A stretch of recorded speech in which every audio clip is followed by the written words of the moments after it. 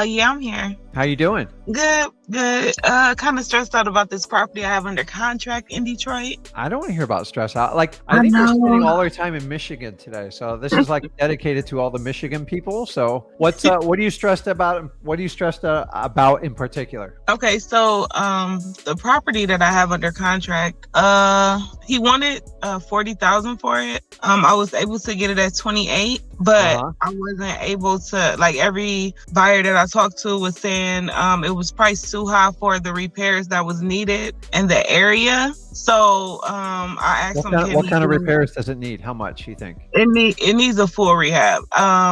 I think for that, like, I think it was like 50,000, maybe 60,000 in repairs, but the after repair value was 70,000. Okay, so the after repair is 70, and you think it needs probably around 50? Yeah. So you know where you need to be. You're at 28. You're nowhere near to make it work. I'm just being honest with you. Yeah. It just doesn't work. But here's the good news: it ain't gonna work for anybody else either at that price. I know. So, do you have it under contract right now? Yeah. Like, I told him, I asked him, can he do 20? And he said, if I do 20, can I pay his water bill that was I think it was 900, and then his tax bill that was 1,200. And I'm like, it's like 24. It's like still wouldn't work though. No, you got it. Listen, you got to understand that the biggest challenge is when you have big rehabs, and to me, it's not a big property. And I know Detroit has some challenges. You got to incentivize a cash buyer to buy it. So here's what I would do: is how many cash buyers have you talked to? I would say about 8. Okay, and what's the consensus of what they would pay for it? Highs and lows. So they never gave me the amount they'll pay for it. I did talk to a realtor, and she said, here's what you're going to do. You're going to call them all back and see what they would offer you on that property, on that type of property. Don't give them the address. Just if they need a picture or two or whatever, come up. And what did the realtor say? She said that it has to be lower as well. I think she said 15,000, but he's acting like he don't want to move at all on the price. Okay, well, he has that option because what's going on with the property now? I mean, it's vacant and all those repairs that's needed. Yeah, it's his net number is only going to go down. So I always talk to everybody about how to market the current market conditions, how to use it in your marketing. Your conversation is like, it has to be like, listen, just let you know we're in a declining market. Interest rates are rising. Cash buyers are coming hard to find by, and the inflation is just driving the cost of repairs even higher. The water bill is only accruing with interest. They'll probably put a lien on the property if they can in that city. I don't know. He's got a tax bill. He hasn't insured at all on it. This net gain is only going to get worse as time goes by. And I'm here to tell you guys, I want everybody to understand on the stream, the real estate market is not going to correct overnight. Real estate markets have one thing in common. They go down slow and they come back even slower. I will guarantee you this. I've been through this exact scenario.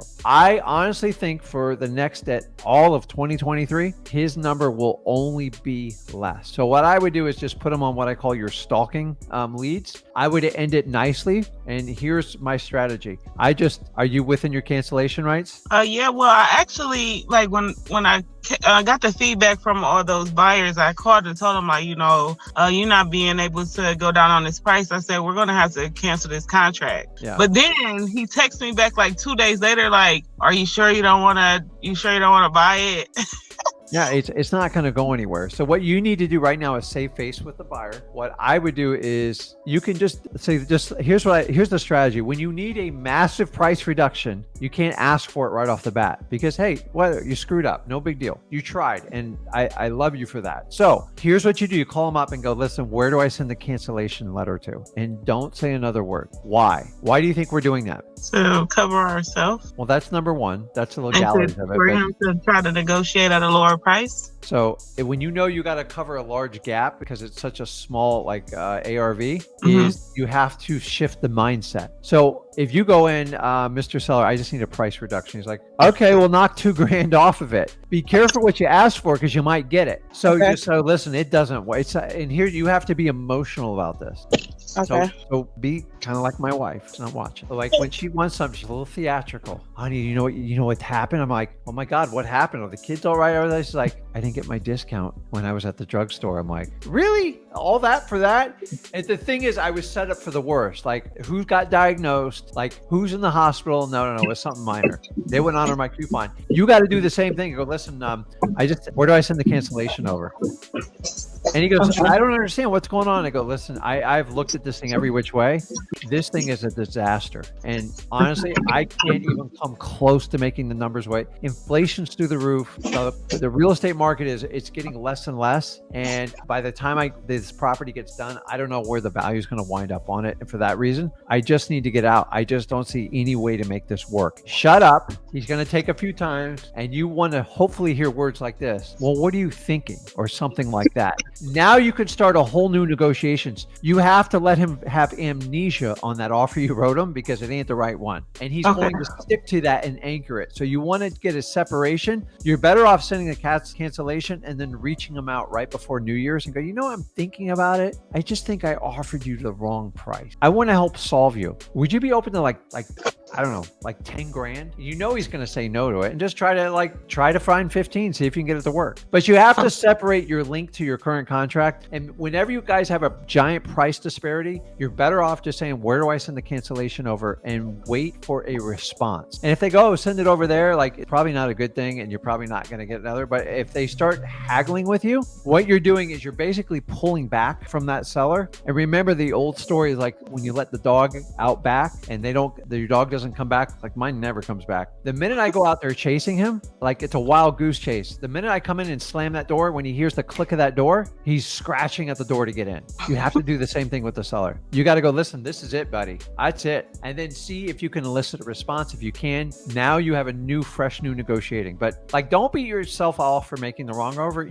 I'd rather you try than do nothing. And I want everybody to understand that on this live. I'd rather you try than do nothing. Okay. So you're learning. So the idea is you want to make money while you learn. You're doing it the correct way. So don't beat yourself up. It's okay. That's why you're talking to me. We'll fix it. So I love what you're doing. Just, do you understand does it make sense what I'm telling you? Yeah. I just wish that I just had, like, even though I did talk to a lot of buyers, I just wish that I had that more of a relationship where, you know, I could just send them deals and it'll just be easy breezy. You know what I'm saying? Hey, listen, I'd like to sip on the beach and suck down a few mocktails and flip houses with the 70% offer formula, but I know that ain't gonna work. Period. Yeah. So we have to, like, the problem, guys, is summing this up is the 70% rule does not take in the reality of what sellers will accept for their property. They want 90. Cash buyers would bend over backwards to do 70. I'm telling you, cash buyers in this market will go up to 76, possibly to 83 if you're one of those high-end markets, California or New York, because the deals are hard to come by there. And when you get the bigger numbers, there's bigger spreads and it will work. So do what I said. I'm telling you, it'll work. It will at least give you an option. Okay. So do you know how, like, do you follow football at all? Kinda. Yeah. So you know when the team's like really behind and they score like that last minute touchdown and they need like a miracle and there's only like 50 seconds left on the clock. What do they do after they score the touchdown? They line up. What's the only play they can do to even have a shot? Because remember, they don't get the ball. The other team gets the ball. They just try to tackle them really quick before they make a touchdown. They have to do an onside kick. You know the probability of an onside kick are? Because the NFL has changed the rules. It's like an 8%. It's like a 6% probability it'll happen. I think it's down to like 3% this year. You have to give it a shot because every now and then it works and the team scores a touchdown and wins the game. I want you to win the game. You might as well take a shot. You're behind on the scorecard. The worst case scenario is you get a 0 and you move on and go to the next game, which is the next seller. Okay? You got to promise me you're going to try it before you hang up. Okay, question. Yes. So do you think that okay, you said call the buyers back. Do you think I should and just see what they want to offer for this property, or do you think I should just keep going to try to find a buyer? Well, I would take just one time, and if you have all the data back, I don't think you need to call them all back. I'd call like 3 of them back, 3 that will talk to you, and then take your realtor's advice and find where that number lies, and then go back with the cancellation technique and try to get him to counter to get him to chase you a little bit so you can renegotiate fair contract. Do you guys have a cancel of the contract on your website?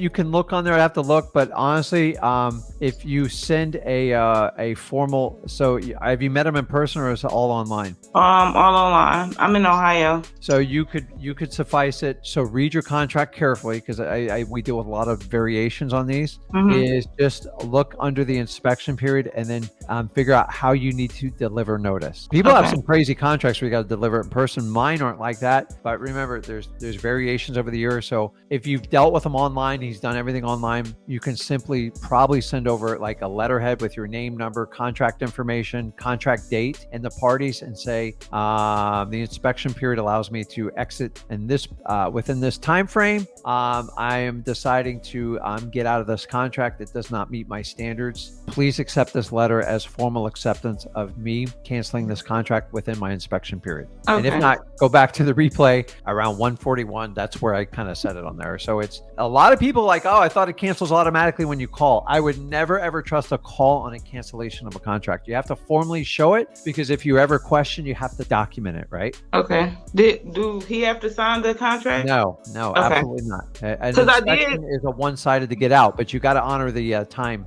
So if it was 10 days, you got to do it within the 10 days. I never wait till the 10th day, and I don't even wait till the 9th day. By day 7, I think it was like the 3rd day I had told him I wanted to cancel the contract, and I sent him the contract, but I had put cancel contract all on it. Like, that doesn't matter. You need to find out. So what was your inspection period? How many days? It was a 10-day inspection period. Okay. So are you past that right now? No, I think I'm still in it. I think I'm probably in like the 7th or 8th day. Okay. I would go ahead and just prepare a very simple letter that basically does that and scan it. And I would have the conversation with him, unless he gives you a Hail Mary, like I'll redo it and change the price, send it over. And then go back and follow up. And remember, end it on good terms so you have a shot to renegotiate. Nobody else is going to buy that property. So you have an example of what we call a motivated property and not a motivated seller. A motivated property, we want to keep on our follow-up until the seller becomes motivated. And what's the one thing that turns a non-motivated seller into a motivated seller? The price? Time. Oh, time. Okay. Time. I mean, that's it. So we both got time, right? So this market's not getting any better. So it's not going to anybody else. Okay. And then you can call them back and just go, hey, listen, did you ever sell that property? You can call them like 2 weeks later, right before New Year's. Definitely this year. And then strike up a conversation. And then what you want to do is hear some pain from them. Like, you know what? I've tried. This thing's been under contract 4 or 5 times. And then that's when I'd say, listen, are you ready to get this thing sold? Like, really solve the problem. But he has to accept it. You can't make him do it. Time and circumstances, the only thing will change someone that has a motivated property and they're not motivated, to have them become a motivated seller. Okay. So what if he agrees to the 10,000 and he say, oh, well, I'll agree to the 10,000, but will you pay the tax bill and the water bill? Do the calculation, but I think 10,000 would be more than enough to compensate it for it. But put a cap on what you would owe on it. I've entered in a deal like this, and I had a water bill that I was told was $1,200. It came in at $4,800, and it was a nightmare. And I said on there, I will pay your water bill. So I will pay up to a maximum. So if it exceeds that, you're not on the hook. So have him tell you, okay, the water bill's $900, my tax bill's $800. Go, okay, whatever's 9, 8. That was at $1,600. Go, I will pay the water bill and the tax bill up to $1,600 and no more. Okay. Because if it comes in like 4 times that, you say you pay the water bill. I'm like, oh no, I got limits on what I'm going to pay. Always put a limit on your additional stuff. Sometimes even closing costs, guys. You got to be careful what you promise for. On tight deals, you include the closing cost. It can wreck your deal for your cash buyers. Okay. Okay. You got it. Go do it. Okay. See you.